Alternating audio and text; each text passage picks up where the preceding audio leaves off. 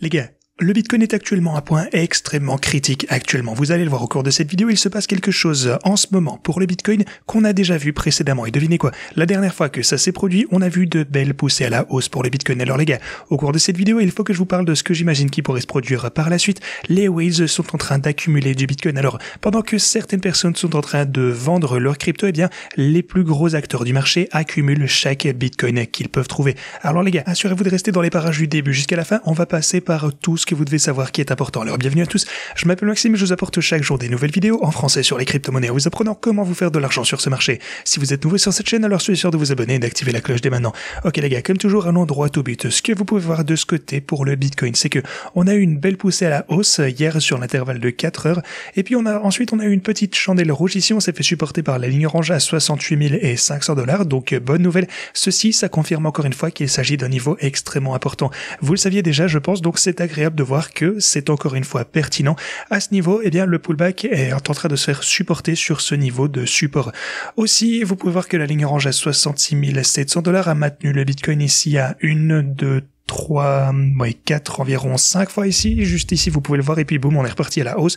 Encore une fois, bonne nouvelle, ça montre un peu de force. Donc voilà, pour le coup ici tout se passe bien, mais il y a quelque chose vraiment qui se passe pour le Bitcoin en ce moment qu'il faut que je vous montre.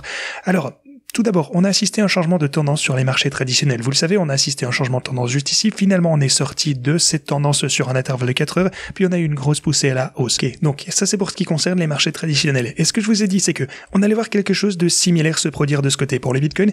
Et donc, quelques temps plus tard, on a eu cette formation juste ici. Ensuite, une fois qu'on a dépassé ceci, on est sorti de cette formation.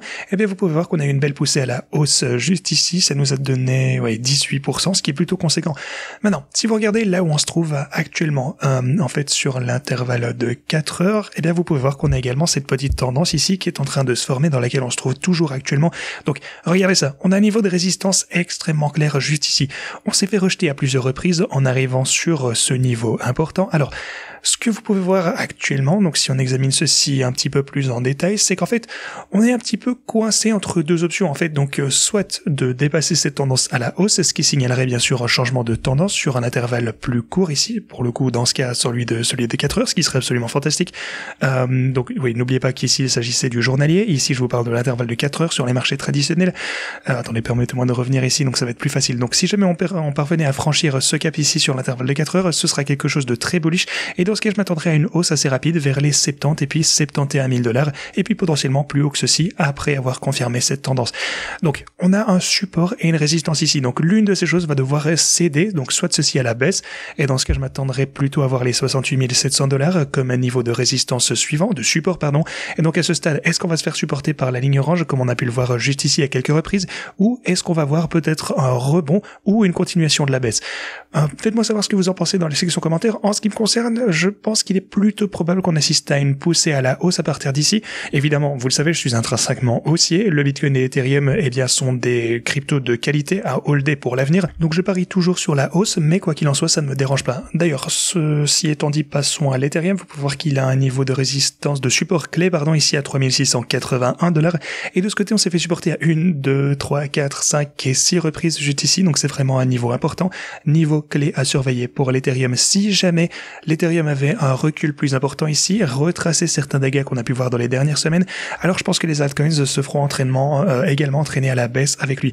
Dans l'ensemble, je suis toujours optimiste, je vous le dirai jamais assez, je m'attends toujours potentiellement à une action latérale, mais avec un biais à la hausse bien sûr, ce qui signifie qu'on risque de juste lentement progresser à la hausse avant la prochaine phase parabolique. Comme je vous disais, le timing ne me dérange pas, je peux me tromper, je m'en fiche finalement, peut-être qu'on va atteindre les 75 80 000 $ en un rien de temps, peut-être que ça pourrait être imminent et que je me trompe. De toute façon, on finira par y arriver, ça j'en suis certain. Donc voilà, à mon avis, il faudra encore un petit peu de temps, peut-être que l'été va être plus calme, mais ça ne me dérange pas de me tromper. Alors, de toute façon, alors qu'on voit de l'action latérale, eh bien, c'est absolument parfait pour mes stratégies de trading. Bien sûr, vous pouvez voir que mon ancienne stratégie, qui était à moins 30 000 $ ici, il y a quelques temps, eh bien, finalement, est revenue presque à son seuil de rentabilité. En ce moment, évidemment, on a eu un petit peu de recul. On a fait un petit peu plus de bénéfices il y a quelques jours, mais à l'heure actuelle, eh bien, on est quelque peu redescendu. De toute façon, c'est presque au seuil de rentabilité. On était tellement sous l'eau que, quoi qu'il en soit, ça me convient. Aussi, le dernier bot qu'on a lancé il n'y a pas longtemps est en hausse de 32%, ce qui est fantastique. Je continuerai bien sûr à vous tenir au courant sur la chaîne et à vous montrer comment on passe de ces 4000 $ au fameux million de dollars. Tout est documenté ici sur la chaîne. J'espère qu'on y sera très bientôt. Aussi, si vous souhaitez utiliser les stratégies de trading par vous-même, n'hésitez pas à consulter la description de cette vidéo. Vous aurez jusque 60 000 $ en cliquant sur ce lien. Cliquez sur rejoindre maintenant. Une fois que vous êtes inscrit, vous pouvez cliquer sur le lien que vous avez juste ici sur OKEx. En un seul clic, vous pouvez mettre en place la même stratégie que je vous montre ici tous les jours sur la chaîne. Encore une fois, assurez-vous de regarder la vidéo en de la description qui vous explique tout ce que vous devez savoir sur le fonctionnement des bots pour ne commettre aucune erreur, pour bien être préparé. Maintenant, ce que j'aimerais vous montrer, c'est que les whales sont en train d'accumuler du Bitcoin durant ce dip. Pas mal de personnes ont vendu leur Bitcoin, mais les holders de Bitcoin qui possèdent entre 1000 et 10 000 jetons, eh bien, ils ont accumulé énormément au cours de cette rechute. Alors pour le coup, c'est très facile à voir. Ici, c'est très clair. Ceux qui ont accumulé du Bitcoin à mesure que les prix chutaient, c'était les whales. Voilà. Donc, beaucoup de personnes sont en train de vendre leur crypto aux mains des whales, ce qui est, c'est vraiment pas idéal, forcément. Également, d'un point de vue plus macro, j'ai envie de dire, eh bien, vous pouvez constater que les matières premières ont connu le mois dernier la plus forte augmentation mensuelle, en fait, de toute leur histoire. Donc, les matières premières commencent à redevenir une chose importante à acheter également. Mais alors, pourquoi ça? Eh bien, l'incertitude sur les marchés, l'incertitude liée à l'inflation et certaines de toutes ces choses font que les prix des matières premières, des commodities sont en train d'augmenter. Maintenant, rappelez-vous d'une autre chose clé ici, étant donné que la SEC a approuvé l'ETF pour l'Ethereum, eh bien, elle a approuvé l'ETF Spot, on en parlait dans la dernière vidéo, ça veut dire qu'il ne s'agit pas d'un titre, ce n'est pas une security, donc ce sera probablement classé comme une marchandise. Le Bitcoin est d'ailleurs une marchandise, une commodity. Donc voilà, la hausse des matières premières en général, c'est également une bonne chose pour la crypto, vu que maintenant elles sont liées. Enfin, je voudrais vous parler de à quoi on peut s'attendre pour l'ETF Spot pour l'Ethereum une fois qu'il commencera réellement à être tradé, une fois qu'il sera lancé. Certains analystes de Bloomberg nous disent qu'on pourrait voir une demande de 25% par rapport au Bitcoin. Donc fondamentalement, en fait, quelle que soit la demande que vous pourrez constater pour le Bitcoin, 25% de cette demande serait potentiellement destinée à l'Ethereum. Certaines personnes vont vous dire, oh, seulement 25%, c'est pas top, mais aussi, rappelez-vous que si vous comparez les market cap, les capitalisations boursières, bon, vous savez quoi, on va faire ça simplement, disons que l'Ethereum a une capitalisation boursière qui ne représente que, disons, un tiers du market cap du Bitcoin. Eh bien, ça signifie que l'argent, donc les 25%, ça aura un impact plus important sur le market cap, bien plus petite de l'Ethereum également. De toute façon, tout ceci, ce n'est que du positif, c'est absolument fantastique. Je pense que la crypto est toujours prête forcément à avoir un avenir radieux.